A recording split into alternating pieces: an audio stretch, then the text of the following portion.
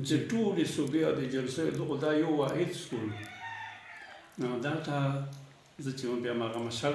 رساله به ورته هغه ته ما یو نظم لیکلی و ما ته داسې یادېږي چې دا نظم ما لیکلی و نوره خو داسې شاعري ما نه وه کړې خو دا و چې هغه نوی عمر ورته یوه مشاعره وسله په ټاون هال چې نه پوهېدلو چې مشاعره څه شی خو ورغلو خو منتظر بیټنای صاحب یو د موږ ضلع کې کس ورته کیفې ګلبار هوټل یو مجید نازک ډېر کوشلی شاعر هلته مو ولیده مو بل د هغه و د لټمبر والا څه و هغه ایس پي صاحب څه نومېده ته چې په ما باندې ولاړه یې ما تا ته کتله چټک و دا ښه نام یې ما اوسپېڅ دا مشاعره مو ولیده چې دې ته مشاعره وایي که نه دغه شعر مې درلوده ده د سړي ذوق زیاتېږي نوی عمر کله زر محسوس مهران بیا نقد باقاعده طور سره هغه راغلی موږ علاقې ته یو سچو صاحب راغلی محمد نواز وزیر دلته جوړي تڼۍ سچو بیا دی تفتیش ته تللی و هغه یو نوټبوک یې پرې شوی بس نو هغه د کوم تفتیشي چې و هغه یو نوکر و سید شاه هغه کونډې کمیټې کې ورته په خاص نو هغه ما ته راغی ویلی راته به سکول پله د پرایمري سکول ټیچر ویلي چې بېګا خو دغسې خان لخوا راغلی فیض الله خان مړی ورته کړی تڼېندار و دغسې شعرونه یې ویله شاعر او اوس یې څه شی کتاب چې لیکلي و کتابګر خو زه پرې شاید دا یې تړلی د تفتیش ما ورته ټی راغله چې را یې وکړه هغه یوه تړه وه چې اخبار ته راغلی چې اختره مه راورکړله پخلا نه شو نو بیا دا تړه ما ورته ښه ده چې زه داسې ورته څنګ کس نوی عمر سړي ته ما په هغه باندې مکمل غزل ولیکه دا نه دي خیر چې خو مکمل غزل اوله کښلی غزل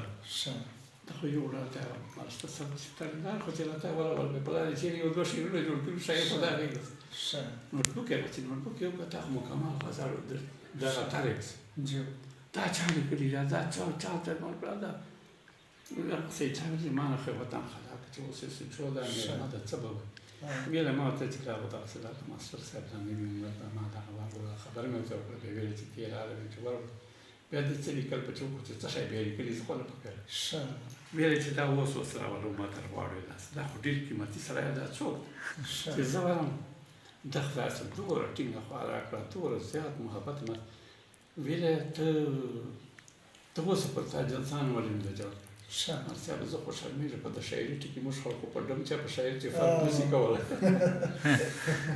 زه یم تا به زه ښکاره کړم تا به زه جوړ کړم دا چې دا درته جوړي که مشاعره یې چې شته وله مشاعره به درته جوړي دا طبیعي مشاعره وه نه دغسې وه دغه نه وه دا خو طرحه وه دا ولاړه د دیوانه صاحب دا ته نوي عمر شاعر و نور مخلص صاحب د ډېر تجربې کسانو خو نوي یو هغه د سعدالله جان برک چې د سعدالله جان برک د لوی سړی و جوړ صاحب والا زه ورته حیران چې کور ته څه دا معلومات اړ کومه راوړه دا یم تا چېرته وکړه دا تاسې موږ غړي بل ته دلته بڼو چې مثالۍ منډوي ده بڼو چې بیا مثاله خرڅول مثالۍ دکان د کټ پښې بیا خرڅول دغه سعدالله جان برک دا ورته راغله خو دا داسې تنقیدي ونڅه تنقیدي ټولنه نو طاهر قلاچي صاحب و په مشاعرې کې دا ولري و دا برک لکه ده مو ته یو نظم لیکلی خو دا یې ما ته یاد چې هغه یې دا وایي درته شاعر ویلی نه شم ته شاعر خو نه یې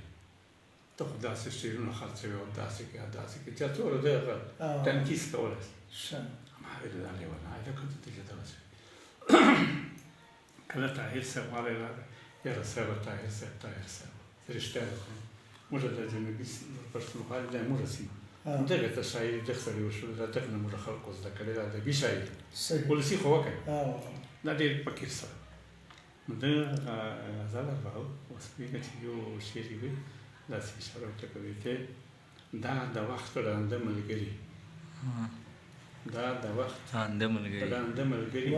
قطبیزان څرنګه راضي کړه قطبیز د بنو خلکو دغه هغه ته وایي چنګادر ته وایي اردونه موږ مروت ورته خوڅی وایو څوک ورته اسمان څکاری وایي تاسې به چې څه ورته چنګادر تاسو ورته څه ورته چنګادر خو زموږ را اوربلکه ده که څه نه نه اوربلکه خو هغه یې چارناکې